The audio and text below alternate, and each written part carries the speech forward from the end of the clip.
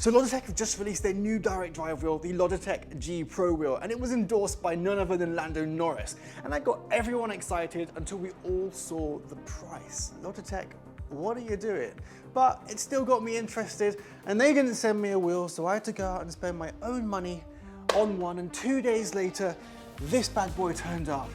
And I've been playing with it for a while now, and let me tell you, I actually think this thing is a bit of a game changer. Okay, first impressions. Now this thing is a bit of a chunky boy. Like even compared to my Fanatec DD1 and my Moza R5, it's a pretty hefty looking guy. But you know, apart from that, I think the exterior finish is pretty nice. It's finished in this plastic.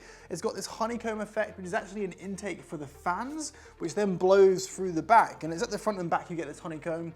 Let's just take the wheel off to get a better look. Now, you've got this portion here, which has got some shift lights, which are fully adjustable. You can literally make them do any colors you want and any kind of pattern. You've got this LCD screen here, which is useful when adjusting your force feedback on the go, including your individual parameters.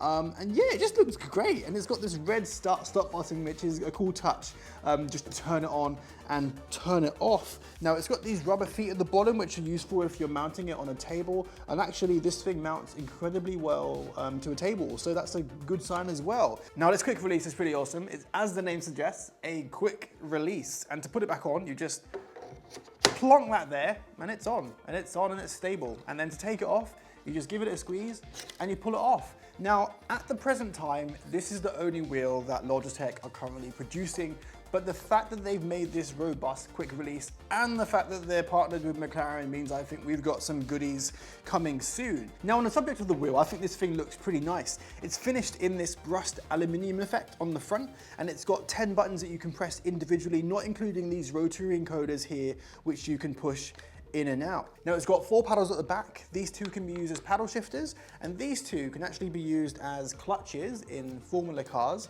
or you can use them as a throttle and brake, which is great for accessibility for people who can't use their legs or have a disability for whatever reason.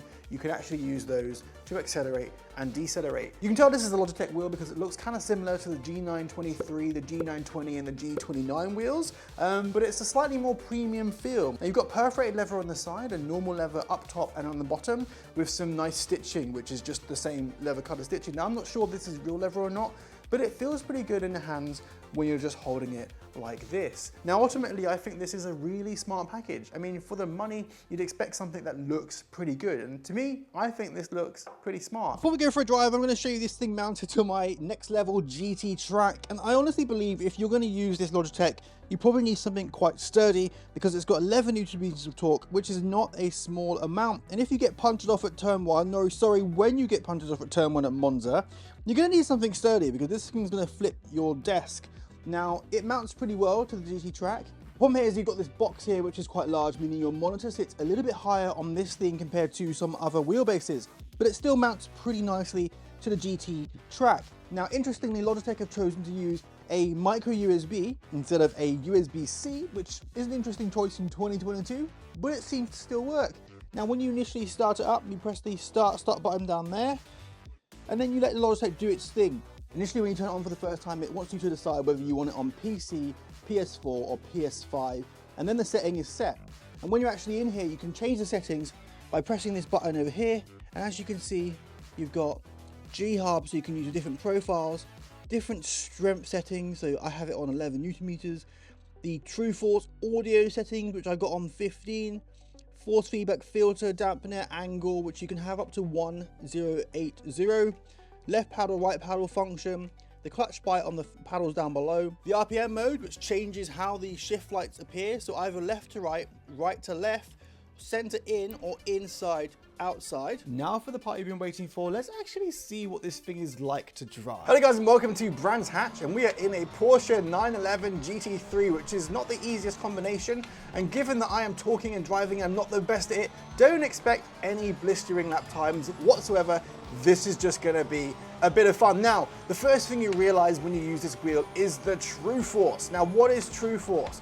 Well, True Force is actually a sound transducer, meaning that it's transferring sounds from the game to the wheel, which is pretty cool. And honestly, It was seen initially to be a bit of a gimmick when it first came out with the G923, and I can understand that. That wheel just didn't have enough power to do it justice. But this thing honestly does it justice. Now ignore the fact I just knocked those things over. As I said, really hard to talk and drive. Now this thing does it justice. I think True Force is amazing, and I've noticed the difference when I'm using my wheels that don't have True Force. Now this wheel does the basic things really well. The oversteer, the understeer, the mass effect essentially. It does it really well. Now the nuanced features such as slip, changes of surface, even your tires coming off, it does also really well. The software in this is obviously very good. I think Logitech have done an amazing job with this as their first wheel. Now the reviews from other reviewers have been pretty good. Some people calling this thing actually pretty good compared to some of the major established people. Now I can concur. I think the force feedback on this wheel is extremely good. I think the True Force really does add an element to this wheel that I haven't experienced before. Now I really enjoy using this thing. Now what about the actual wheel itself? Well, let me just tell you one thing. I don't like the way this feels underneath my hands. I have to use gloves. I don't usually use gloves, especially for a leather wheel, but this doesn't feel that nice. In fact, it hurts my hands when I use this wheel for too long because the leather is really tough. It's not soft at all, and actually the shape of the wheel makes it feel quite sharp because the leather's really thin, which is obviously good for feeling things, but not great for your hands. Anyway, the paddle shifters feel really good. They feel really positive, and they've got a pleasing tactile feedback to them. And using the bottom paddles, I haven't really used them very much, but they're pretty good for what you need them for. And as I said, they'll be a great aid in accessibility. Now, the actual buttons on the wheel are plentiful enough. I've mapped this to be ABS. I've mapped this one to be traction control.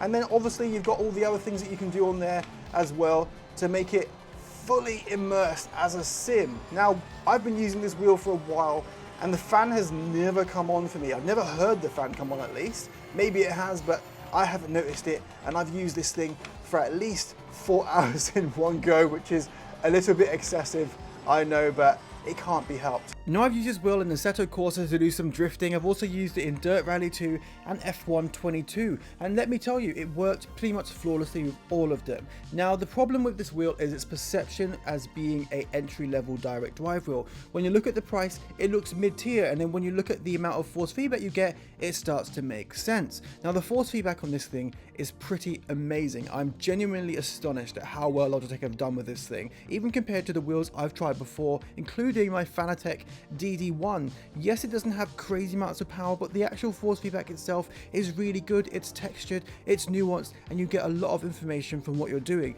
I believe that this wheel is actually fantastic. Now the only bad side being that I think the steering wheel is a bit rubbish, and I hate the way it feels in my hands, and I think the buttons could be a bit better placed. Ultimately, you can sort this out by wearing gloves, and I'm sure Logitech are going to release some new wheels soon. If you've got any questions about this wheel or this wheelbase, please feel free to leave a comment down below. I'll try and answer it as best I can, but until next time, see you later.